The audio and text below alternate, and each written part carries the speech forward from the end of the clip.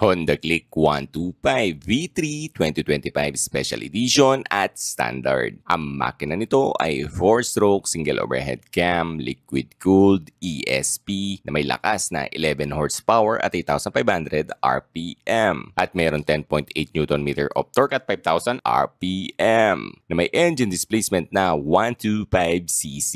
May bore and stroke na 52.4 by 57.9 mm at may compression ratio na 11.0 to 1. Ang fuel consumption average nito ay nasa 50.3 km per liter based on WMTC at may fuel tank capacity na 5.5 liters. LED na lahat ng ilaw mo mula headlight, taillight, signal light kaya malinaw ang visibility kahit gabi. Sporty and aggressive look din ang datingan bagay sa mga pormado at praktikal na rider. May compartment or gulay board na rin sa harap na swak kung utusan ka ni misis na mamalengke. Ang seat height nito ay 769 mm kaya kung hindi ka katangkaran ay kaya pa to. Samahan mo pa ang bigat lamang nito ay 112 kilograms. Magaan, madali maniobra na pwede sa newbie rider. Telescopic ang front suspension at unit swing sa likod. Hydraulic disc brake sa harap at mechanical drum brake sa likod na may combi brake system. Pagpiga mo ang kaliwang lever, sabay preno ang harap at likod para sa mas safe na paghinto. Park brake lock na kung matsyempo ka man sa incline na kalsada ay pwede mong gamitin. Ang luggage box naman nito ay merong 18 liters. New matte brown cast wheel color para sa SE or Special Edition. Sa SE din naman ay color black pa din. Tire size sa kanyang harapan 90 by 80 by 14 tubeless yan at sa kanyang rear 100 by 80 by 14 tubeless din yan. Para sa SE,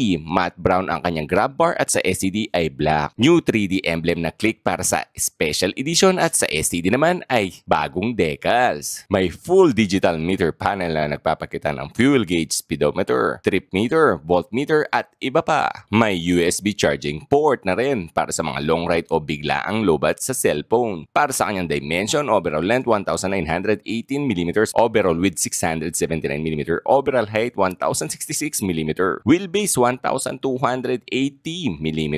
Available color para sa STD, Pearl Arctic White, Pearl Sylvestres Gray, Stellar Blue Metallic, Obsidian Black Metallic. Para sa SE naman, Obsidian Black Metallic, Pearl Arctic White, Pearl Crimson Red. Para sa SRP ng Click SED ay 81,900, sa SE naman ay 84,900. Pwede magbago yan depende sa dealer. Disclaimer lamang po, hindi po nagtatrabaho sa anumang dealer. Kung ano man po nasabi kong price dito, yun po yung updated na price sa araw na pagbablog ko ngayon. At dito ko na lang tatapusin ang vlog. Maraming salamat po sa lahat ng nanood. Please follow nyo po ang page at i-share at i-like nyo na rin po. Maraming salamat. Ingat kayo. Ride safe!